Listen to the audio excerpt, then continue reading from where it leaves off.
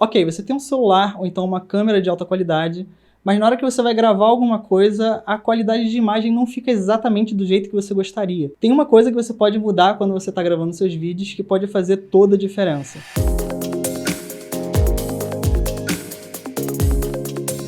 Bem-vindo ao meu canal, eu sou o Guto, e hoje eu trouxe umas dicas para ajudar você a manipular a luz de uma forma que favoreça você na criação dos seus vídeos. O que muita gente não sabe, ou então que se esquece na hora de gravar um vídeo, é que a luz que está iluminando aquilo que a gente está gravando, na verdade, influencia muito a qualidade da nossa imagem. A primeira forma mais barata e mais confiável de você conseguir luz é você usando o sol a seu favor.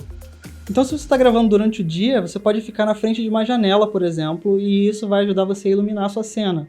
Você pode ficar de frente para a janela, que nem eu estou fazendo aqui, ou então você pode ficar de lado para ela, mas usar alguma coisa para refletir a luz. Pode ser algo prateado, então algo branco, para uma área que esteja com sombra no seu rosto ou então no seu cenário.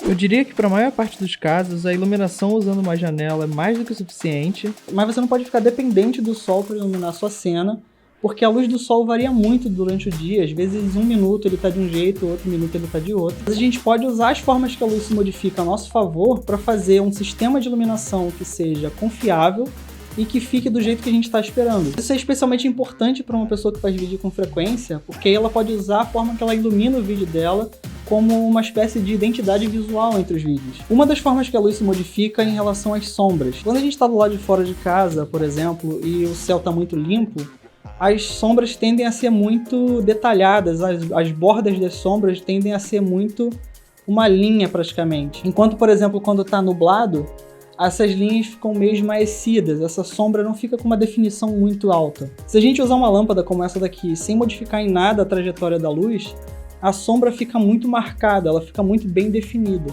Se eu coloco a lâmpada dentro dessa lanterna chinesa, por exemplo, a luz tem um caminho muito menos direto para fazer até o meu rosto, então elas ficam mais difusas. E as sombras acabam perdendo bastante a definição. A gente consegue aplicar isso também quando está usando a luz do sol, colocando alguma cortina ou então algum papel para ficar no caminho da luz e fazer com que ela fique um pouco mais difusa. Outra coisa que a gente pode observar na luz do sol é que quando chega ali na faixa de 3 a 5 horas da tarde, a luz do sol muda de cor, ela fica um pouco mais amarelada, um pouco mais avermelhada do que ela estava, por exemplo, meio-dia. Quando a gente compra uma lâmpada, geralmente vem escrito a temperatura da cor, ou então se ela é uma cor branca fria, ou então branco quente. Geralmente essa informação também tem na lâmpada, caso você tenha jogado a caixa fora já.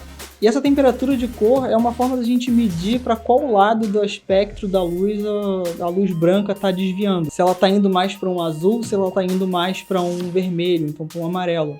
A luz do sol geralmente fica em torno ali de 5.000 K, 5.000 Kelvin. Uma luz que é acima disso, digamos 6.000, 6.500 Kelvin, ela é uma luz branca fria. E uma luz muito abaixo disso, tipo 4.000, então 3.500 K, elas são chamadas de branco quente. O balanço de branco da minha câmera está em algo em torno de 6.400 K.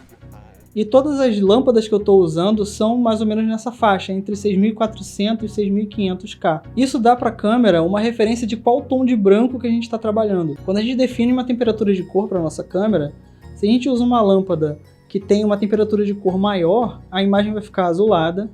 E se a gente usar uma temperatura de cor menor, a imagem vai ficar amarelada. Você pode ir testando as configurações da sua câmera para balanço de branco e ver qual delas mostra as cores da sua imagem de uma forma um pouco mais realista, para você conseguir escolher qual delas usar para sua gravação. No meu caso foi a configuração nublado, e você sempre pode usar o modo automático também.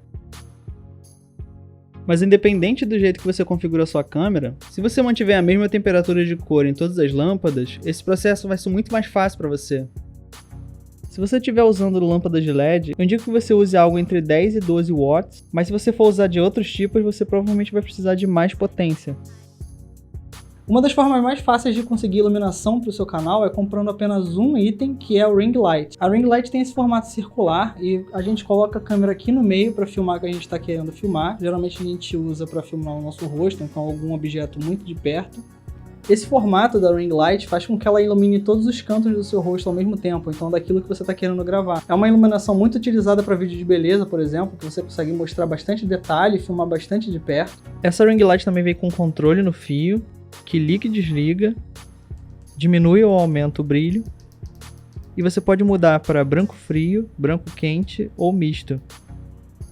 Geralmente a ring light dá uma luz bastante difusa e você pode compor essa iluminação com outras para fazer com que o seu cenário fique iluminado, então que alguma parte diferente do seu corpo fique iluminado também. E a gente não precisa usar ela dessa forma como está aqui, com a câmera no meio. A gente pode colocar ela para o lado e usar como uma luz secundária, ou então até como uma luz principal, mas só que bastante difusa. Outra forma de fazer isso é com um sistema de iluminação de 2 pontos, em que eu tenho uma luz direta aqui, uma luz dura, a 45 graus da câmera.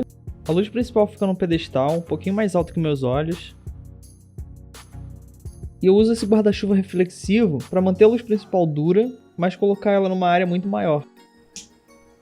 Eu também tenho a 45 graus uma luz, só que difusa. Ela me ajuda a tirar um pouco da sombra que ficou da minha luz principal. Ela também fica num pedestal na mesma altura da luz principal, mas ao invés de usar o guarda-chuva reflexivo, eu uso um meio translúcido na cor branca, e aponta a parte de fora para mim para que a luz fique mais difusa. Tem praticamente o mesmo efeito da lanterna chinesa.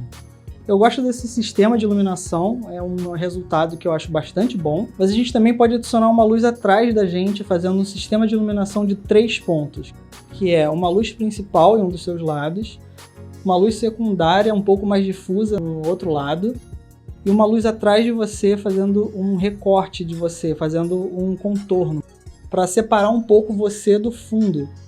E se você conseguir esconder bem ela na sua cena, você acaba não atrapalhando em nada a qualidade da sua imagem. A minha luz de recorte fica também num pedestal, bem mais alto que a altura da minha cabeça. E para mim é relativamente fácil esconder ele, porque eu coloco atrás do meu pano de fundo. Mas tem várias situações em que eu não estou usando o pano de fundo e eu tenho que esconder ele mesmo assim. E realmente, para quem não percebeu a luz, é muito difícil de saber que ela está ali. Eu espero que esse vídeo tenha ajudado você a entender um pouco mais como funciona a iluminação para vídeo. Se esse vídeo te ajudou de alguma forma, não esquece de curtir e compartilhar no seu grupo de criadores, ver o que eles acham. É muito bom que você esteja fazendo pesquisa sobre isso, mas é mais importante ainda que você faça testes, que você realmente pratique, que você teste coisas diferentes, que você erre, que você acerte, que você tente melhorar. Então eu espero que você pegue todas as dicas que eu coloquei aqui nesse vídeo e coloque em prática. Realmente aprenda fazendo. Sério, essa é a melhor forma de aprender. Todos os equipamentos que eu mostrei aqui hoje não vieram do nada, eu tenho uma história bastante longa com fazer vídeos e com o YouTube, e durante esse tempo eu usei muita gambiarra e muita forma improvisada de chegar nesses mesmos resultados, ou então próximo disso, usando os materiais que eu tinha em casa. Então não deixa a falta de nenhum equipamento entrar na frente de você para na hora de você fazer os seus vídeos. Não usa a falta de um equipamento como a desculpa para não criar alguma coisa. Simplesmente vai lá e cria. Com o tempo você vai se aprimorando e conseguindo um equipamento melhor. Se você acha que eu falei alguma coisa errada, ou então tem alguma sugestão para um tema para um próximo vídeo, ou então simplesmente quer falar comigo, é só colocar aqui nos comentários. Todas as formas de falar comigo você encontra aqui na descrição. Esse vídeo faz parte de uma série, então não se esqueça de se inscrever aqui embaixo para receber os próximos vídeos. Vejo você no próximo vídeo e tchau!